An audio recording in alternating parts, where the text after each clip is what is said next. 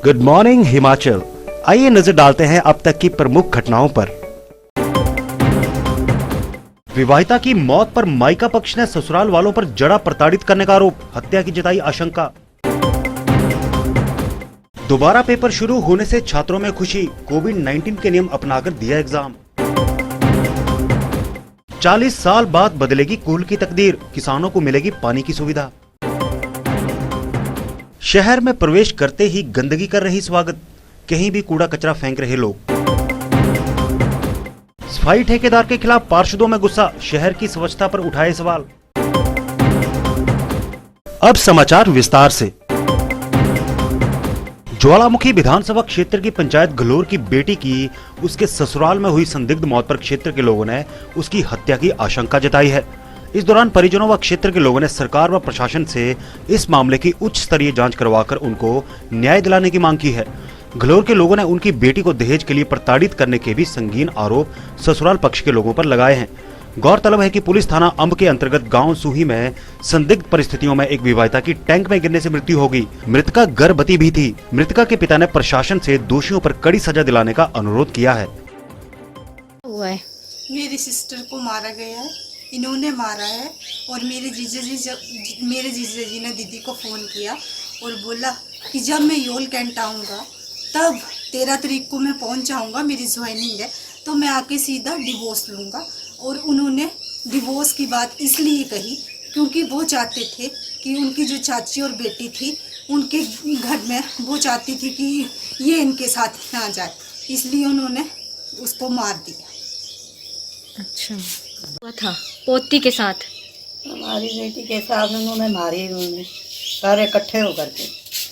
अच्छा, हाँ जी।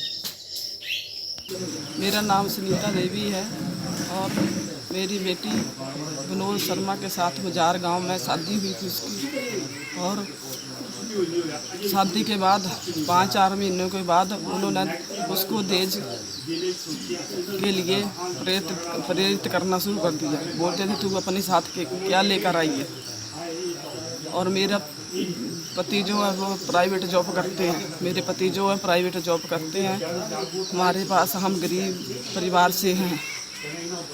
और नंद और उसकी सास और पति चाची सास, उन्होंने सभी को उन सभी ने उसे घर में बार बार टॉर्चर करना शुरू कर दिया कि तू अपने साथ लेकर के आई है। कभी हमारे को पैसे नहीं देते थे लड़की को, कभी कैसे कुछ। और बोलता था, हमारा दामाद बोलता था कि मैं अब आऊँगा 13 तारीख को तो तेरे को तलाक दूंगा। महाविद्यालय नगरोटा सूरिया में आज परीक्षा दोबारा शुरू होने से छात्रों में खुशी की लहर देखी गई। परीक्षा शुरू होने से पहले छात्र महाविद्यालय में 8 बजे ही पहुंचना शुरू हो गए थे और 9 बजे तक सभी बच्चे परीक्षा हॉल में पहुंच गए। परीक्षा शुरू होने से पहले परीक्षा हॉल तथा कमरों को सैनिटाइज किया गया था और सभी छात्रों को परीक्षा केंद्र में बैठने से पहले उनकी थर्मल स्कैनिंग करने के बाद हाथों को पूरी तरह से सैनिटाइज किया गया। सभी छात्रों ने मास्क पहनकर परीक्षा दी।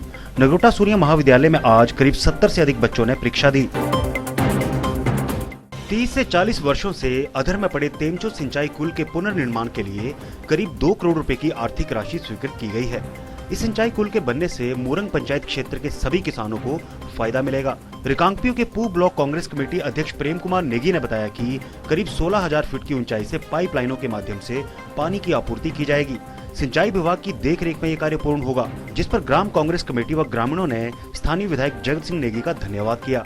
अध्यक्षता में जो है 15 से 20 लोग जो है ग्राम कांग्रेस कमेटी उनके माननीय विधायक के नाम श्री जगत सिंह नेगी से मिले तथा साथ में उनका जो है बहुत बहुत धन्यवाद किया पार्टी की तरफ से, पूरे ग्रामवासियों की तरफ से, क्योंकि हमारे मोरंग का जो है एक ऐतिहासिक जो तिमसे कुल विगत जो है कम से कम 40 सालों से लंबित था, उसको माननीय विधायक महोदय ने जो है अपने विधायक प्राथमिकता में लेकर के पिछले वर्ष नाबार्ड से स्वीकृत करवा करके जो है अब अंतिम रूप में अमली जामा पहना दिया। अब जो है जल्द जो है इसका कार्य शुरू होने वाला है।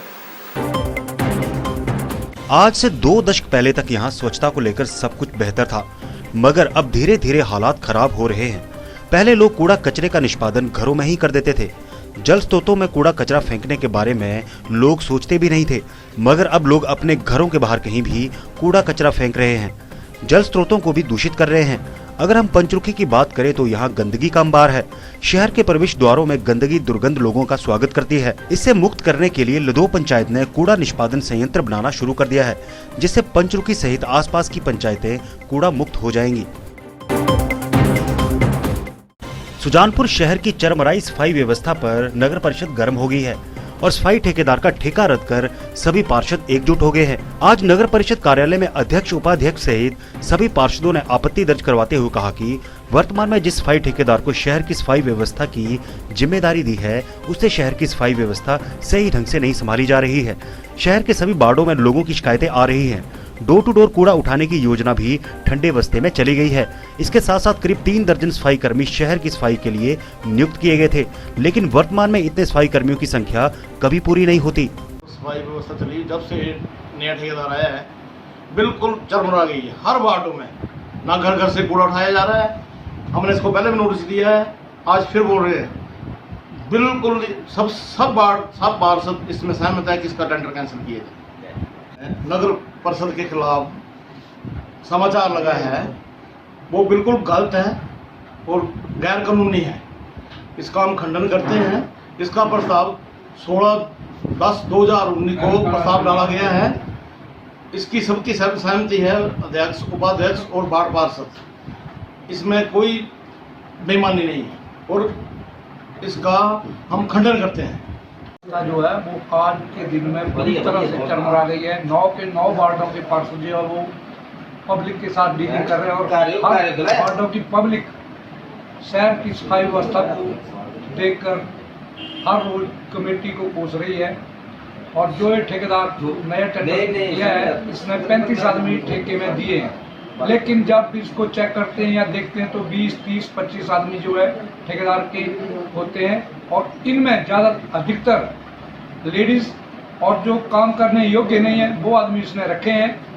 मेरी सभी पार्षदों से वित्त प्रधान ईओ से प्रार्थना है कि शहर की सफाई व्यवस्था को देखते हुए इसका ठेका जो है तुरंत प्रभाव से रद्द किया जाए और किसी अन्य ठेकेदार को ठेका दिया जाए ताकि शहर की जनता को सफाई व्यवस्था से निजात मिले।